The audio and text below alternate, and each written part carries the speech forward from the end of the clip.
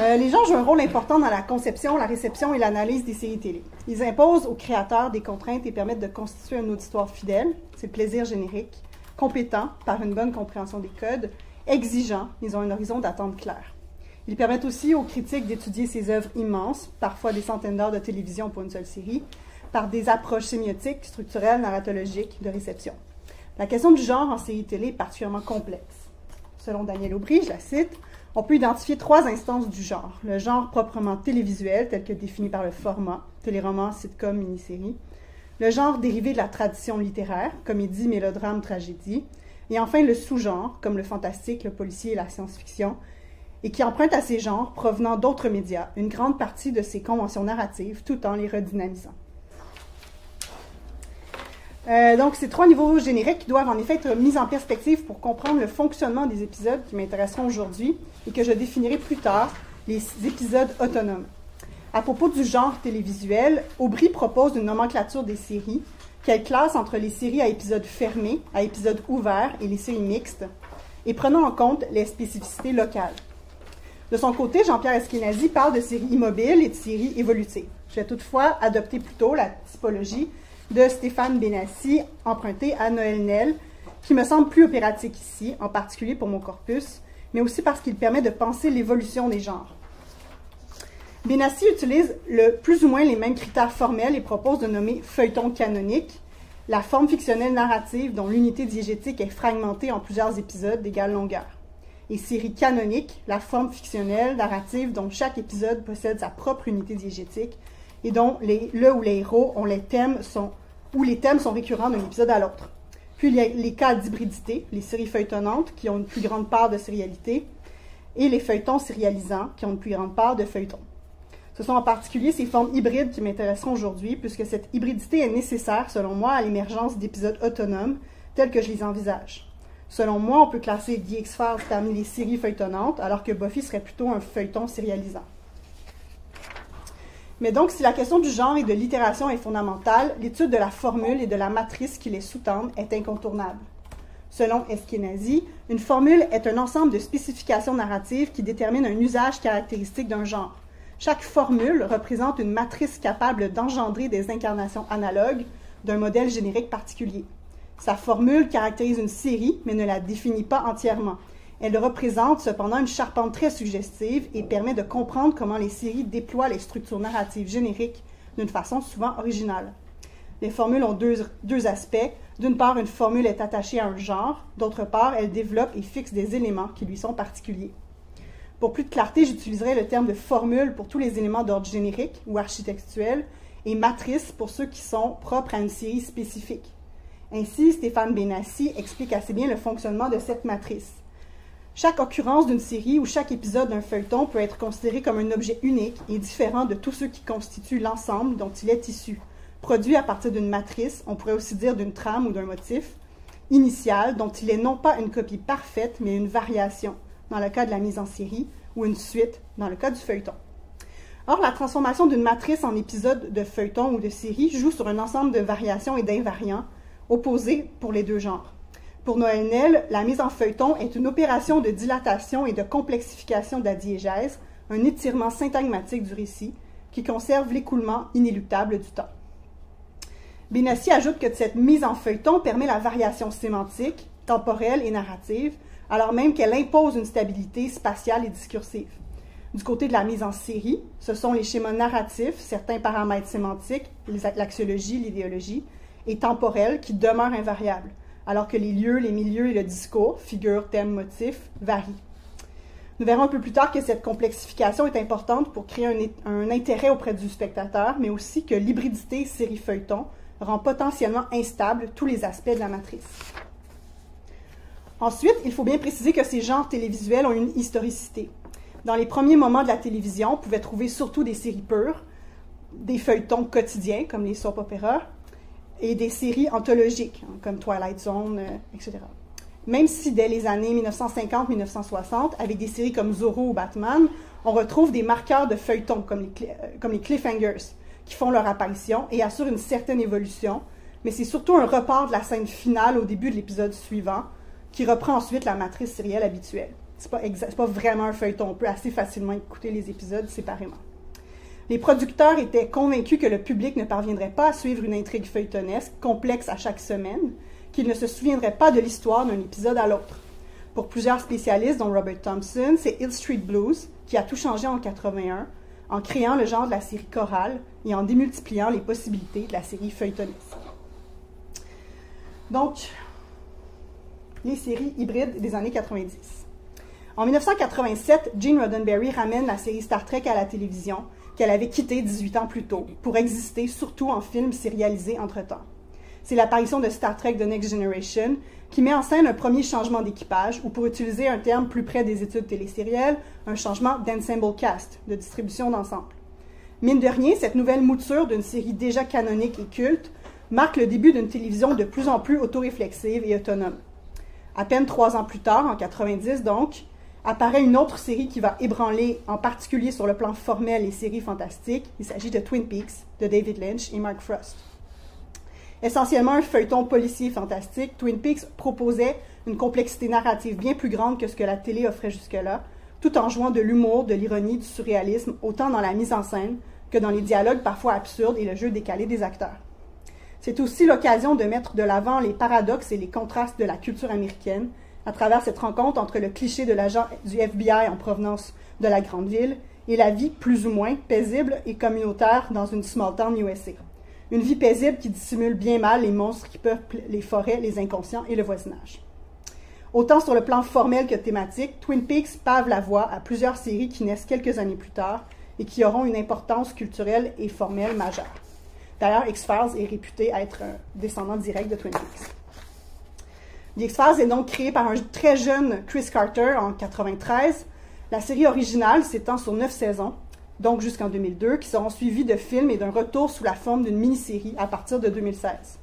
Mais je ne m'intéresserai qu'aux 9 saisons originales. Pour ceux qui ne la connaissent pas ou qui n'ont pas entendu en décembre dernier, en bref, The X-Files suit le travail de 2 agents du FBI, Fox Mulder et Dana Scully, qui sont relégués aux cas étranges et surnaturels. Ils parcourent tout le territoire américain pour enquêter sur des phénomènes étranges. Mulder étant convaincu de leur nature surnaturelle et Scully, médecin légiste, étant systématiquement sceptique. Il se retrouve également au cœur d'un complot gouvernemental ancien visant à dissimuler au public la présence d'extraterrestres sur Terre. Ce complot sera dévoilé très progressivement au fil des 9 saisons. C'est ce qui est d'ailleurs une grande innovation. La formule de la série emprunte donc à la fois aux policiers, son double récit, crime et enquête, au thriller politique, le dévoilement très progressif d'un complot des puissants, au fantastique, ses incertitudes épistémiques et son intérêt pour les différentes croyances, et à l'horreur, ses effets de surprise, de grotesque, de répulsion, de monstration. Sur le plan de sa matrice, The X-Files est une série feuilletonnante composée de 2 types d'épisodes, ceux qui sont autonomes et racontent une enquête spécifique dans un lieu souvent unique. Ce sont les épisodes Stand Alone, ou comme les fans en sont venus à les nommer pour cette série, les épisodes Monster of the Week, le monstre de la semaine. Les épisodes qui sont plutôt dédiés à raconter la grande histoire de la conspiration sont souvent nommés Myth Arc, désignant le macro-récit de la mythologie de la série. Ils forment entre le quart et la moitié des épisodes de chaque saison, avec une augmentation au fil des années. Pour Alain Carazé, et je le cite, la série a contribué à marquer définitivement le renouveau de la production des séries dramatiques avec sa narration partagée entre les loners et les épisodes de la mythologie. Elle a contribué à rendre l'écriture plus sophistiquée, ouvrant encore plus la porte à des séries totalement feuilletonnantes, c'est-à-dire reposant sur un grand mystère central, comme le fera Lost. Puis en 1997, 4 ans après le début de The X-Files, qui est alors au sommet de sa popularité, apparaissent 2 séries basées sur des films plus ou moins marquants, Stargate SG-1, mais surtout Buffy the Vampire Slayer. Celle-ci est créée par Joss Whedon, suivant le film du même titre de 92 qu'il avait écrit, mais dont le résultat était moins que satisfaisant. Whedon travaillait alors comme scénariste sur des sitcoms et consultant sur plusieurs films. La série Buffy sera diffusée jusqu'en 2003, puis suivie d'une série de comics qui en poursuivront le récit. Buffy est construite à la fois comme une inversion du stéréotype de la jeune fille blonde victime des films d'horreur, devenant elle-même celle que craignent les monstres, mais aussi une série métaphorique sur le passage à l'âge adulte. La série suit les aventures d'une adolescente qui devient une jeune femme au fil des années, qui a été choisie par une puissance mystique pour défendre l'humanité contre les vampires et les monstres. Elle fréquente l'école secondaire, puis l'université, et s'entoure d'amis qui développent eux-mêmes des talents dans leur lutte contre les forces du mal, qui sont particulièrement concentrés sur leur petite ville de Californie, Sunnydale. La formule de la série repose donc elle aussi sur une hybridité générique importante. Elle inverse le schéma actentiel de l'horreur et du gothique, emprunte à l'épopée et sa quête, ses monstres, ses dieux et son héroïsme, au mélodrame sa trame familiale et amoureuse, au Bildungsroman son grand récit de passage et d'initiation à l'âge adulte, au high school shows ses lieux, mais aussi certains de ses tropes, au fantasy ses êtres surnaturels et ses pouvoirs magiques. Du côté de la matrice, contrairement à The X-Files, dans lequel le macro-récit se déploie sur toute la série, dans Buffy, chaque saison tourne autour d'un macro-récit qui se clôt plus ou moins dans l'épisode final de la saison par la victoire de Buffy. Mais ce macro-récit saisonnier n'occupe pas l'ensemble des épisodes ou de l'espace narratif. Une grande partie des épisodes sont clos et qualifiés de « Monster of the Week », reprenant le terme inventé pour The X-Files. Contrairement à The X-Files, dans lequel ces épisodes sont structurés comme des romans policiers, avec le récit du crime dans le prologue et le récit de l'enquête dans les 4 actes qui suivent le générique, dans Buffy, l'héroïne attend rarement qu'un crime survienne. Puisqu'on la voit patrouiller la ville et le cimetière dans le prologue, elle rencontre alors un monstre quelconque qu'elle devra ensuite combattre au cours des 4 actes de l'épisode en cherchant de l'information à son sujet pour trouver ses points faibles. Donc, contrairement au récit policier traditionnel, elle va de l'avant et cherche les criminels avant même qu'ils commettent des crimes. Bien avant la feuilletonisation des séries de l'imaginaire, les séries anthologiques et les séries classiques proposaient déjà des épisodes clos avec des structures narratives, stylistiques et thématiques originales, et souvent métafictionnelles et intertextuelles pour les secondes, dans les séries classiques. Pensons à Twilight Zone, d'une part, et à certains épisodes de Star Trek The Next Generation, en particulier les épisodes sur le holodeck ou avec Q, par exemple, pour ceux qui connaissent bien Star Trek.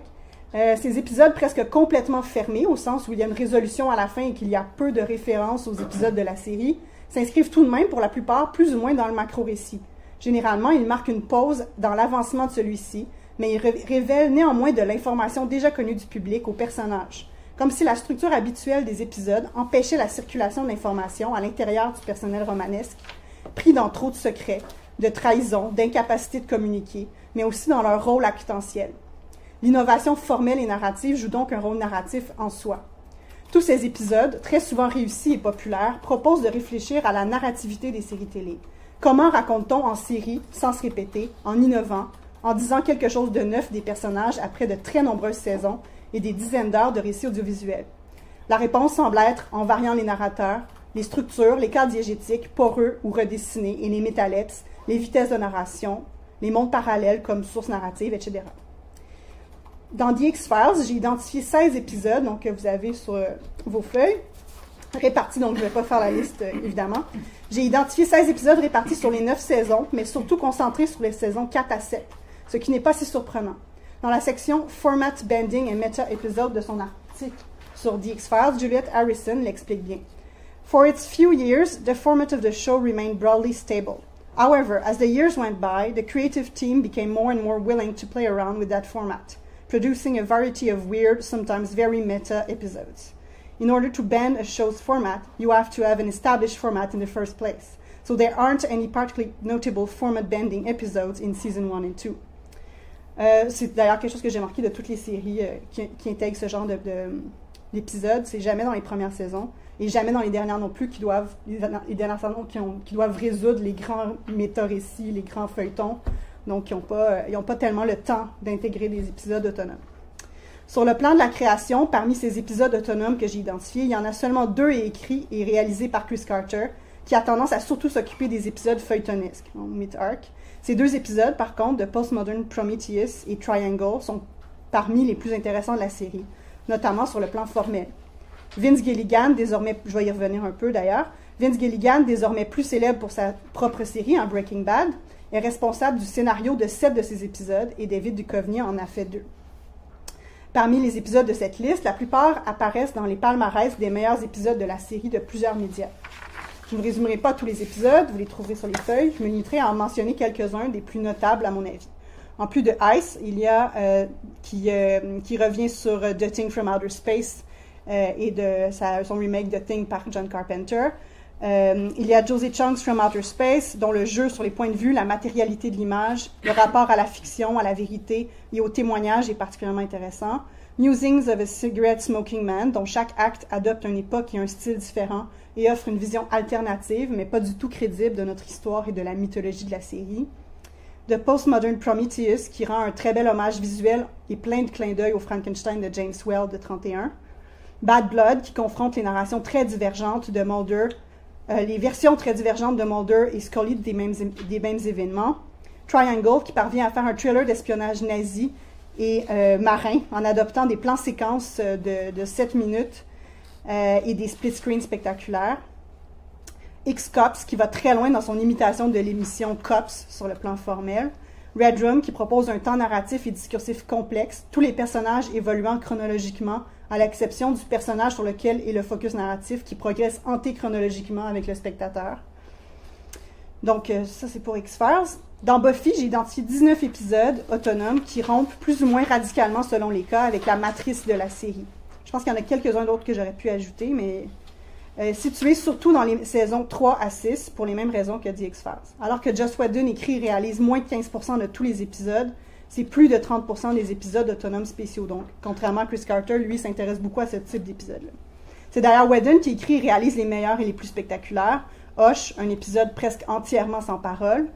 The Body, un épisode primé qui décrit les sentiments contradictoires d'engourdissement et d'hypersensibilité, mais aussi d'allongement et de raccourcissement temporel, après avoir trouvé le cadavre d'un proche, donc qui est en hyper-réalisme. Once More with Feeling, adoptant les codes de la comédie musicale. Restless, qui se déroule dans les cauchemars des protagonistes. Et Doppelgangland, qui joue sur le dédoublement des personnages dans un monde parallèle, créé dans un épisode précédent, The Wish, qui jouait, lui, sur le pouvoir de la fiction et son amorce What If. Mentionnons aussi le très réussi Conversations with Dead People, qui isole les personnages principaux les uns des autres et présente en temps réel des discussions qu'ils ont avec des personnages plus ou moins secondaires selon les cas, déjà morts dans la série auparavant. Ou l'étrange Normal Again, qui se déroule en grande partie dans un hôpital psychiatrique où l'héroïne serait enfermée depuis plusieurs années et dont la finale remet en question l'existence même du monde fictionnel de la série. Donc, trop des épisodes autonomes. Donc, Daniel Oubry explique, et je la cite, « La structuration mnémonique de la pensée et de l'expression pourrait très bien définir, avec l'avènement des médias audiovisuels, une opération métatextuelle qui aurait pour fonction de faire circuler des archétypes narratifs, structurés par les genres, d'un médium à l'autre, ou encore contribuer à une espèce de banque de motifs narratifs, qu'ils deviennent des stéréotypes ou non, à l'intérieur d'un même médium.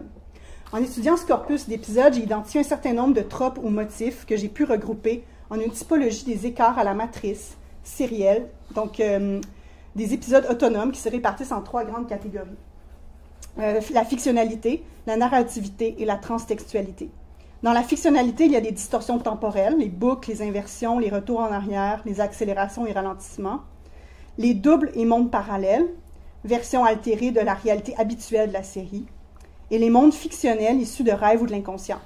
Ensuite, dans la catégorie narrativité, j'inclus les récits à point de vue multiples et les narrateurs non fiables, d'une part, et les métalepses, mises en abîme de la fiction, et narrateurs ou personnages omnipotents, d'autre part. Donc, qui créent la fiction eux-mêmes ou qui ont un impact sur le réel dans cette fiction-là. Finalement, la transtextualité comprend l'intertextualité, les pastiches, hommages, citations, qui sont très nombreux, et l'architextualité, les ruptures ou hybridités génériques. Dans The X-Files, il y a une surreprésentation des catégories points de vue multiples et narrateurs non fiables, de même que celle de l'intertextualité, surtout les pastiches, et de l'architextualité, l'hybridité générique.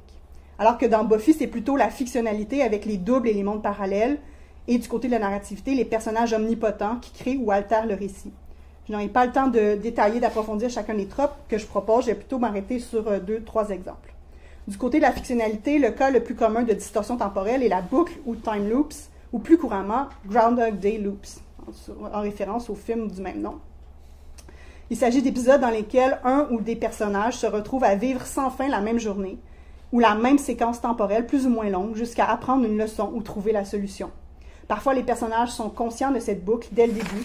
Parfois, ils n'en prennent conscience qu'après de très nombreuses occurrences, à cause d'impressions de déjà-vu ou par d'autres personnages.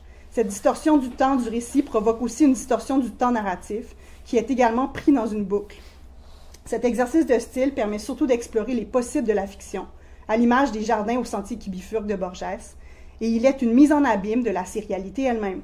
Il permet d'épuiser les possibles fictionnels en explorant toutes les issues possibles à une intrigue, mais aussi de placer un des personnages principaux dans une situation sans issue et sans support extérieur, le forçant à expérimenter lui aussi avec les possibles pour trouver une issue, tout en lui donnant une certaine liberté à l'endroit des autres personnages qu'il n'a pas habituellement. Puisque la boucle recommencera, il n'y a a priori aucune conséquence aux actes commis, ce qui pousse souvent les personnages et les scénaristes à explorer des relations décalées par rapport à la matrice de la série, dans les relations amoureuses inattendues, relations employé-employeur qui est bouleversée, client-vendeur, etc., et à explorer un aspect inhabituel de la vie ou de la personnalité du personnage, humour, quotidien, patience, etc. L'autre aspect formel qui résulte de ce trope est la nécessité d'une grande inventivité dans la mise en scène, les angles de caméra qui varient énormément pour que l'épisode ne soit pas ennuyant. Chaque répétition de la boucle devient un jeu des erreurs pour le spectateur.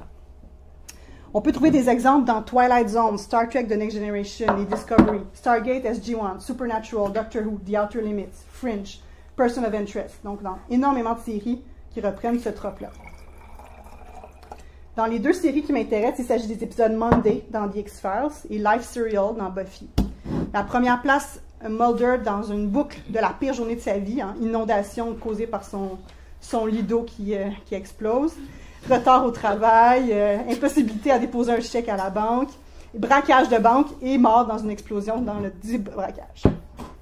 Mais c'est un personnage secondaire, la copine du braqueur, qui est en fait la victime et le témoin de la boucle, parce que Mulder n'est pas conscient de cette boucle. À chaque répétition, elle tente de retenir son copain par la parole ou les actes, contacte le FBI, puis directement Mulder et Scully. Chaque jour, elle observe la banque exploser, seule consciente de la boucle.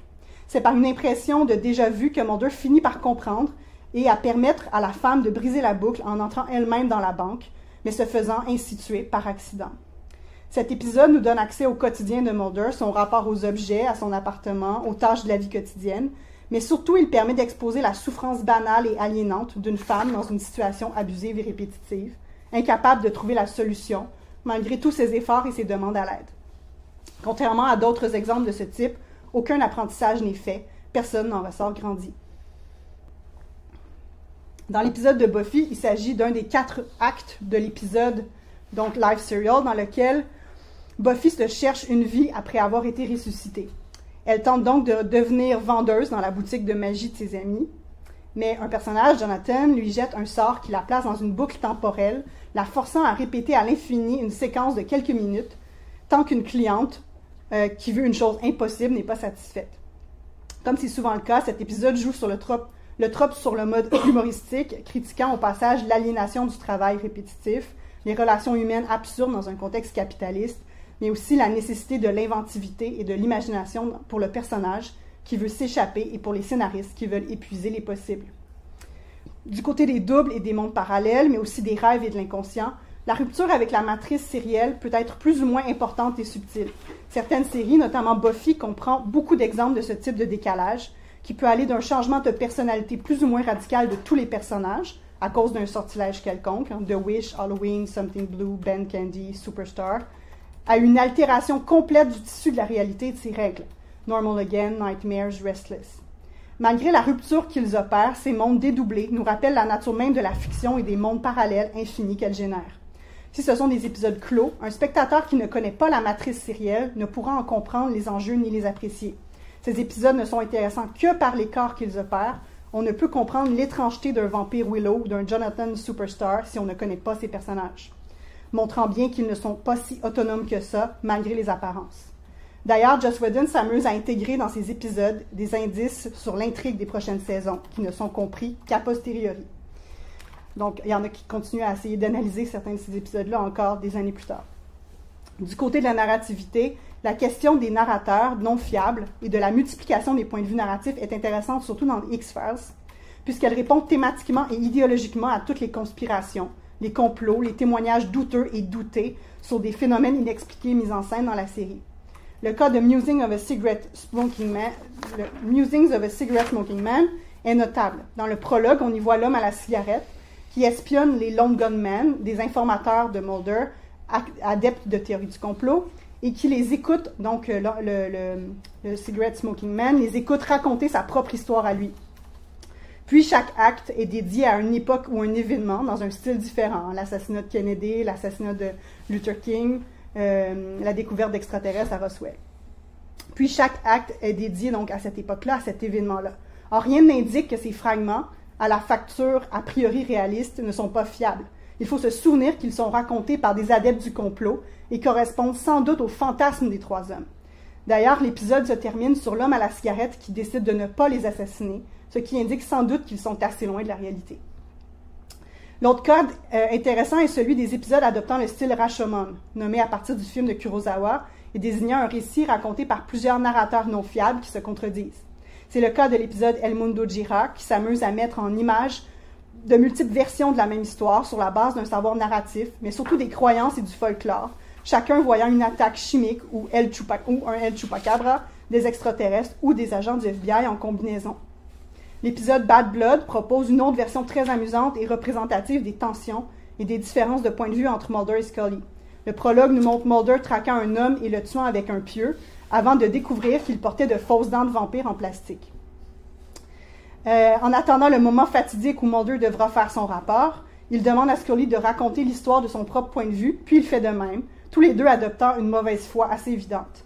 Les travers de l'un et l'autre sont exagérés jusqu'à la caricature, l'un apparaît la victime innocente de l'autre, le physique des personnages secondaires diffère selon leur point de vue. C'est une critique de la valeur des témoignages qui sont toujours problématiques dans The X-Files, autant que la réalité qu'ils tentent de décrire, par ailleurs, mais aussi de la personnalité des personnages et de l'état de leur relation à ce point de l'histoire. La plupart des tropes présentés ici, notamment le style Rashomon, les boucles temporelles et les pastiches, sont très communs et apparaissent sous une forme ou une autre dans de nombreuses séries qui sont pourtant de genres très différents. Du sitcom au feuilleton de science-fiction, on peut avoir le même type d'épisode autonome. Donc, entre autres, cette boucle sérielle ou cet épisode Rashomon. Il montre que la sérialité de ces épisodes se joue dans les codes génériques, dans la répétition des séries entre elles, une forme d'exercice de style obligé qui relève de l'architecte du grand genre de la série télé. Ces épisodes autonomes sont souvent décrits comme étant des moments où les créateurs de séries s'amusent et expérimentent au-delà des contraintes imposées par la production d'une série télé populaire. Ce sont des épisodes de liberté formelle et narrative qu'ils se permettent. Par exemple, à propos de l'épisode de Postmodern Prometheus, le blogueur Ton Van Der Werf écrit Another from Carter, this time playing around with the show's film style and format. This was something the series did more and more often in its later seasons, and this is one of the first experiments. En effet, mais c'est parce que ces épisodes sont rares qu'ils sont possibles. À propos de l'épisode Triangle et des plans-séquences, des très longs plans-séquences, Chris Carter confiait à Alain Carazé « On avait fait cela pour la saison 6 à une époque où on avait gagné le droit de faire ce genre d'expérimentation. » Vous voulez dire gagner le droit auprès du producteur. Ça a été un travail de titan. D'ailleurs, ils ont tourné entièrement l'épisode sur le Queen Elizabeth, le navire Queen Elizabeth. Et d'ailleurs, c'est parce qu'ils représentent une rupture qu'ils sont intéressants. Une rupture avec une itération, dans une matrice assez souvent répétée pour devenir familière, autant pour les créateurs que pour le public. Ce sont des événements qui brisent le quotidien et qui ne sont donc possibles que dans les séries qui présentent un grand nombre d'épisodes par année. C'est parce que le public est déjà fan qu'il est prêt à suivre et qu'il pourra goûter la rupture, apprécier la folie et le décalage. Paradoxalement, si ces épisodes brisent la matrice des séries dans lesquelles elles sont insérées, matrice qui en fait normalement le succès, on écoute une série parce qu'on aime sa matrice en général, ils sont souvent considérés comme les meilleurs épisodes par les fans, les critiques, les prix et les créateurs eux-mêmes. C'est le grand paradoxe, on aime les séries télé en partie à cause de leur répétition, de leur sérialité, du sentiment de familiarité formelle que celles-ci procurent, mais on aime encore plus lorsqu'elles en sortent à l'occasion. Monica Michelin se pose la question « In a double bind, how does contemporary TV fiction avoid the pitfalls of too obvious seriality? How does it disrupt linear progression, avoid repetition, renew its aesthetics of surprise? » Pour Vincent Jouve, qui s'arrête à la notion de séduction narrative avant de l'appliquer aux séries, l'intérêt que suscite un récit chez le lecteur dépend de l'inattendu, ou intérêt narratif, de la complexité, l'intérêt herméneutique, ou de l'intensité émotionnelle, la surprise, le suspense, la curiosité, qui sont causés par la proximité, l'improbabilité et la gradualité. Il ajoute que les séries, contrairement aux récits autonomes en général, ont la spécificité de permettre une grande familiarité avec les personnages, de se dérouler dans un temps non borné et d'être facile d'accès. Les épisodes autonomes se retrouvent avec un statut hybride. La série fournit la familiarité, ce sont les mêmes personnages qui apparaissent et qui nous sont familiers, mais l'autonomie de l'épisode fournit de la complexité et un temps narratif clos, plutôt que réel, tout en provoquant un certain effet d'inattendu sériel et une discrimination perçue comme un écart à la norme, aux habitudes du spectateur. Et puisque la télévision se construit historiquement et formellement si près de la vie quotidienne, des spectateurs qui la consomment dans leur foyer et quotidiennement, cette fascination s'explique. Il s'agit d'un événement, d'un bris de la répétition du quotidien des spectateurs eux-mêmes. À propos de la série Mission Impossible, Eskenazi écrit la réussite narrative de la série est constitutivement attachée à une certaine ritualité sérielle. Elle est absolument nécessaire à la mise en valeur des enjeux de chacun des épisodes, car la régularité et même la platitude y ont une fonction très particulière. Elles autorisent les extravagances de l'accomplissement des missions. Ce qui nous ramène au plaisir générique, créé par les attentes d'un genre ou au passage au second degré, selon Genette, ce moment où l'observance nécessairement consciente de la convention se nuance d'un autopastiche plus ou moins ironique, ce qui peut donner le sentiment d'une transgression des normes, transgression qui les conforte en révélant à temps une fausse transgression. En conclusion, les épisodes autonomes, par leur décalage formel et narratif, placent les personnages dans un monde parallèle dans lequel un manque spectaculaire, un manque de son, de vie, de continuité, de temps, les sort de l'histoire, de leur parcours. Il y a de l'action, mais toujours inscrite dans une micro-quête, celle de l'épisode. Par contre, ces épisodes font malgré tout et malgré les apparences partie du feuilleton, du macro-récit, en ce qu'ils révèlent beaucoup d'informations et de savoir sur l'intrigue, la psychologie des personnages, les structures sociales, impossible à révéler dans le contexte habituel de la série, dont la grande majorité des épisodes doivent respecter la matrice. Ainsi, ces épisodes qui sortent de la matrice, à la fois celle du feuilleton et de la série, peuvent trouver une certaine liberté dans l'écart. Merci.